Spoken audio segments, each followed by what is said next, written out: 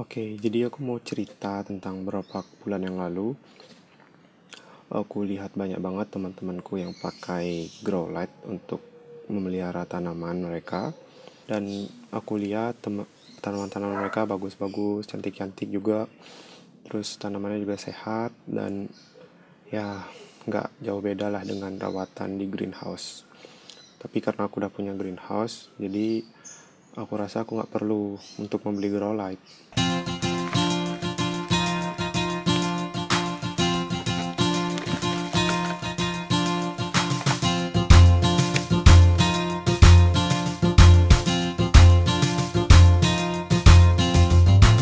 Oke, akhirnya aku membeli grow light. Aku penasaran gitu, pengen ngerasain gimana sih melihara tanaman di bawah grow light. Terus pas aku lihat juga kalau lagi update story kayaknya seru juga atau bagus juga pakai grow light gitu.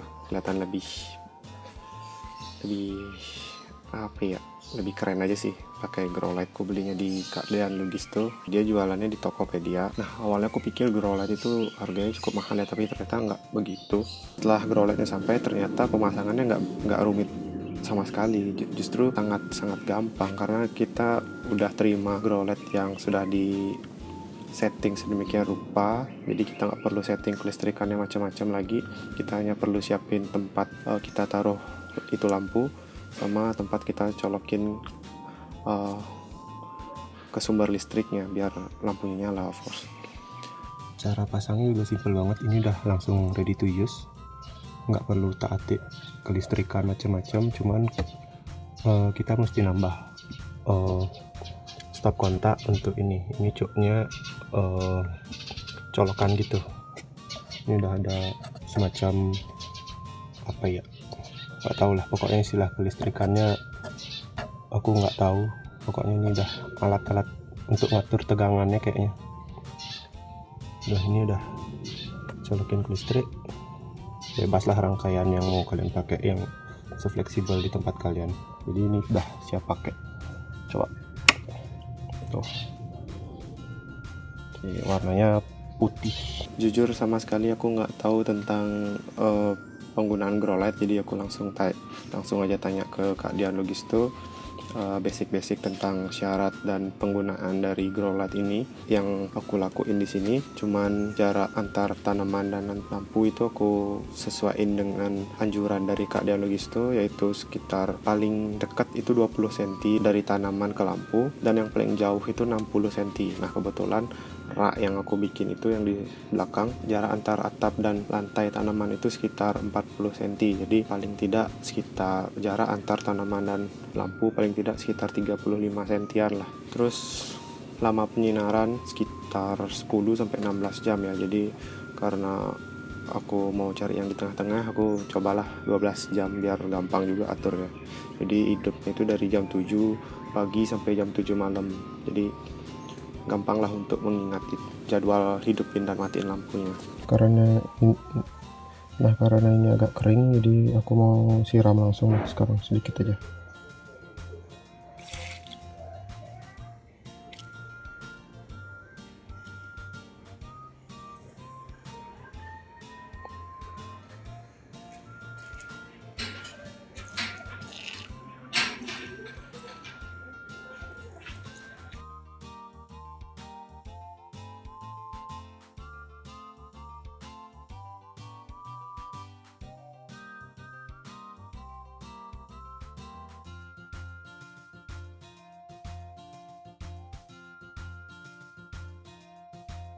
Tanaman yang aku taruh di bawah greenhouse ini adalah tanaman-tanaman yang sudah sebelumnya mendapat perawatan di greenhouse. Jadi lama penyinaran dan suhu yang dia dapat sekarang di bawah grow light tentu beda banget dengan yang di greenhouse gitu. Di greenhouse suhunya lebih tinggi daripada di bawah grow light, karena yang aku rasain juga di bawah grow light nggak terlalu panas juga. Jadi aman lah untuk tanaman-tanaman kalian yang pengen tampilannya cantik, menor, tapi kalian takut sunburn. Nah, pakai grow light ini cocok sih menurutku.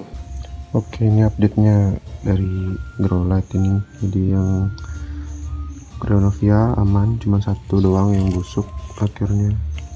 Kasihan. Nah ini tumbuhnya bagus banget, sehat.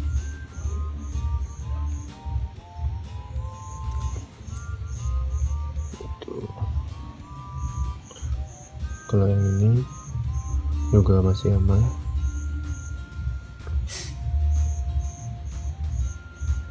Tuh. Belum banyak perubahan sih dari segi warna atau segala macamnya. Iya, beberapa masih kelihatan, dan ini bijinya juga buahnya masih bertahan. Cuman ini juga aduh, ada yang busuk, mungkin karena musim hujan. Ada lakar jalan loh, jadi karena musim hujan dia agak lembab dan tumbuh jamur. Perlu semprot fungisida juga. Untuk astro aman, belum ada masalah. Semoga tidak ada masalah.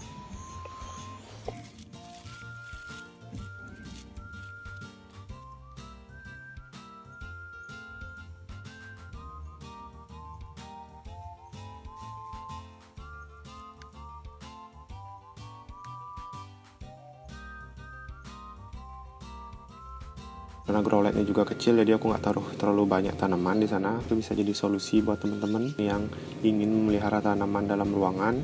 Karena sejujurnya menurutku memelihara tanaman dalam ruangan itu lebih sulit daripada memelihara tanaman di dalam greenhouse. Karena banyak kebutuhan tanaman yang sulit dipenuhi di dalam ruangan. Contohnya paling gampang adalah sinar matahari. Kalau tanaman di dalam ruangan itu kurang sinar matahari, rentan banget dengan etiolasi. Jadi daunnya cenderung akan mengecil, jarak antar daun itu akan merenggang, jadi kelihatan lebih tinggi. Dan banyak juga orang yang nggak suka dengan kondisi etiolasi itu. Tentunya dengan kekurangan sinar matahari akan berefek ke kesehatannya, karena nutrisinya tidak akan bisa diserap maksimal, karena kebutuhan tanaman untuk berfotosintesis itu kan adalah sinar matahari juga. Jadi istilahnya mereka tidak bisa memasak nutrisi yang mereka serap dengan baik, akhirnya berdampak ke kesehatannya.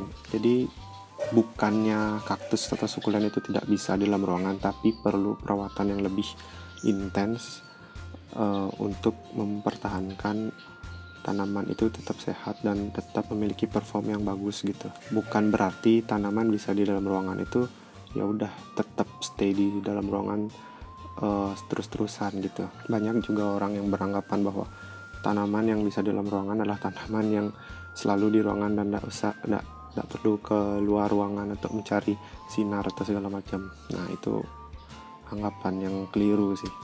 Mungkin ada, tapi tidak semua tanaman, apalagi kaktus dan sukulen, perlu sinar matahari yang cukup lah untuk tumbuh dengan optimal. Terus update terbarunya dari sukulen ini, dia masih tetap tumbuh lah, tetap hidup, namun mengalami etiolasi yang parah-parah banget. Daunnya agak mengecil dan ya sebenarnya bagus sih, jadi dia rapi banget performnya, tapi memang warnanya juga hijau polos, jadi dari segi warna kurang kelihatan perbedaannya. Nah ini yang agak sedikit etiolasi, itu kelihatan agak renggang. Kerenggangan ini bisa dipicu oleh mutasinya dia ujungnya malah ke wisata, jadi mungkin itu yang memicu dia untuk sedikit memanjang di sini. Tapi ya masih sehat juga, ini juga masih sehat. Ini yang agak kurang bagus lah warnanya, karena mungkin agak jauh dari lampu, tapi memang tetap ada merah-merah di ujungnya. Nah ini yang bekas rawatan di greenhouse, merahnya itu dari sini. Mungkin ini karena daun muda juga, dan dia bakal ngikutin nyari arah sinarnya. Ini masih bagus, aman, tidak menunjukkan etiolasi. Memang sih daunnya agak mengecil, cuman mungkin karena masih daun baru, belum maksimal ukurannya. Yang ini yang paling bagus sih aku lihat, jadi dia juga masih tetap sehat, daunnya menyesuaikan lah, nggak terlalu kecil juga dan nggak terlalu etiolasi juga. Emang jarak daun untuk jenis ini agak renggang-renggang. Untuk Greenovia yang awalnya memang berwarna merah di rawatan greenhouse, setelah aku bawa ke sini tetap warna merah gini. Waktu awal datang ini Tosca, jadi waktu datang itu kayak ini warnanya. Nah, ini yang baru datang tetap warna Tosca, ini juga baru datang tetap warna Tosca di bawah grow light. Jadi baru datang langsung sampai saat ini dia di bawah grow light. Untuk Litops ini juga baru datang di pertengahan setelah aku masang. Jadi ini dari awal datang sampai sekarang perawatan di bawah grow light, dan ini akarnya udah cukup bagus, cukup settle, jadi ya bisa untuk Litops teman-teman lah ya. Sisanya yang kayak gini. Ini Gino yang variegata, warnanya sih nggak beda jauh dengan waktu waktu pertama kali ditaruh sini sih. Ini sisa-sisa Litops, dan ini aku juga lagi coba stek daun di bawah grow light, dan harusnya pasti bisa lah ya. So far begitulah, nanti kalian bisa bandingin dengan kondisi sebelum waktu hari pertama saya taruh di grow light lah. Pendapatku tentang grow light ini bisa dibilang cukup bagus, tapi karena memang awalnya aku melihara tanaman di greenhouse, jadi memang akan sangat sulit untuk mendapatkan perform sesuai dengan rawatan greenhouse, karena biar bagaimanapun sinar matahari itu tidak tergantikan. Tapi overall memang grow light bisa kita andelin banget memelihara tanaman di dalam ruangan. Jadi ini sebuah pilihan buat teman-teman. Jika ingin memelihara tanaman dalam ruangan, cobalah untuk pakai grow light. Tapi kalau memang ada lahan dan bisa membuat greenhouse, ya disesuaikan lagi, silahkan gitu. Itu tadi pengalamanku menggunakan grow light. Nggak banyak banget yang bisa aku jelasin tentang pemakaian grow light ini, dan semoga video ini membantu dan memberikan referensi buat teman-teman. Thank you.